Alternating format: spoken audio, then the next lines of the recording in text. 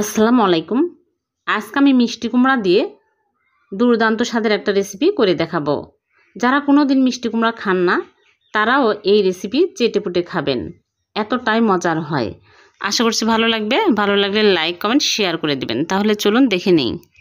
প্রথমে এখানে আমি মিষ্টি কুমড়া নিয়েছি, আর মিষ্টি কুমড়া পাকা নেওয়ার চেষ্টা করবেন। এখন এখান থেকে কেটে নিয়ে নিচ্ছি। তারপরে আমি বিচির অংশটুকু ফেলে দিচ্ছি, দিয়ে এরকম ছোট ছোট টুকরো করে কেটে নিচ্ছি। কেটে তারপরে খোসাগুলো কেটে ফেলে দিব। তারপর ছোট ছোট করে টুকরো করে কেটে নিচ্ছি। আপনারা চাইলে বটিতেও কেটে নিতে পারেন। সবগুলো কাটা হয়ে গেলে আমি একটা বোলের মধ্যে তুলে নিচ্ছি। তারপরে ভালো করে ধুয়ে এক সাইডে রেখে দিব। আর এদিকে চুলায় প্যান বসিয়ে দিয়ে দিচ্ছি 2 টেবিল চামচ তেল। তেল গরম হয়ে আসলে দিয়ে দিচ্ছি আস্ত জিরা 1 চামচ, দিয়ে নেড়ে চেড়ে নিব। তারপরে দিয়ে দিচ্ছি পেঁয়াজ কুচি। পেঁয়াজ একটু বেশি দিবেন, তাহলে খেতে ভালো লাগবে। এখন আমি নেড়ে চেড়ে ব্রাউন কালার করে ভেজে নেব। দিয়ে দিচ্ছি কাঁচা মরিচ কুচি 3টা, ঝাল বুঝে দিতে হবে। এখন আমি নেড়ে চেড়ে দিয়ে দিচ্ছি পানি 1 কাপ। তারপরে দিয়ে দিচ্ছি হলুদের গুঁড়া সামান্য, ভাজা জিরার গুঁড়া 1/2 চামচ, চিলি ফ্লেক্স দিয়ে দিচ্ছি 1 চামচ, জিরার গুঁড়া, ধনিয়া গুঁড়া দিয়ে দিচ্ছি 1/2 চামচ, চাট মশলা দিয়ে দিচ্ছি 1/2 চামচ। এখন আমি সবগুলো ভালো করে নেড়ে চেড়ে বলক তুলে নেব।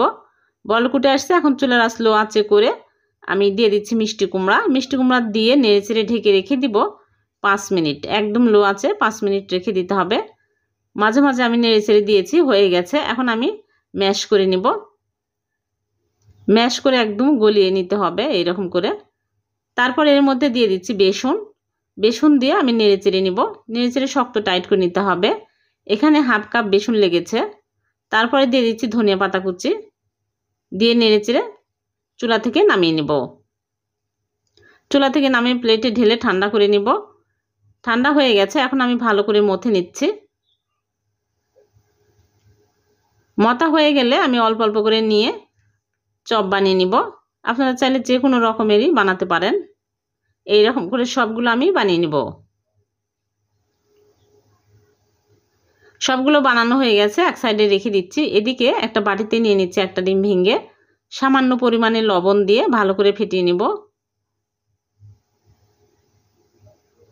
তারপরে ভেজে নেব। এই জন্য আগে থেকেই চুলায় প্যানে পরিমাণ মতো তেল দিয়ে তেল গরম করে নিয়েছি। একটা করে চপ ডিমের মধ্যে চুবিয়ে তেলের মধ্যে দিয়ে দিচ্ছি। সবগুলো দিয়ে আমি উল্টিয়ে পাল্টে ভেজে নেব।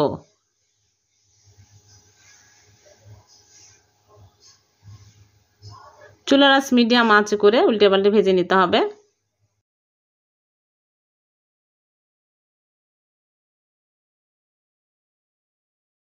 যখন এরকম সুন্দর কালার আসবে তখনই তুলে নিতে হবে। এই চপগুলো কিন্তু আপনারা চাইলে ভাত দিয়েও খেতে পারবেন, ভাত পোলাও, আবার এমনিতেও খাওয়া যাবে। খুবই মজা। যারা মিষ্টি কুমড়া পছন্দ করেন না তারা চাইলে এইরকম করে চপ বানিয়ে খেতে পারবেন। ছোট বড় সবাই অনেক পছন্দ করবে। সবগুলো আমি ভেজে তুলে নিয়েছি। এখন একটা ভেঙে দেখাচ্ছি কতটা লোভনীয় হয়েছে। খুবই মজার। একবার হলো বাড়িতে বানিয়ে খেয়ে দেখবেন, অনেক টেস্টি হয়।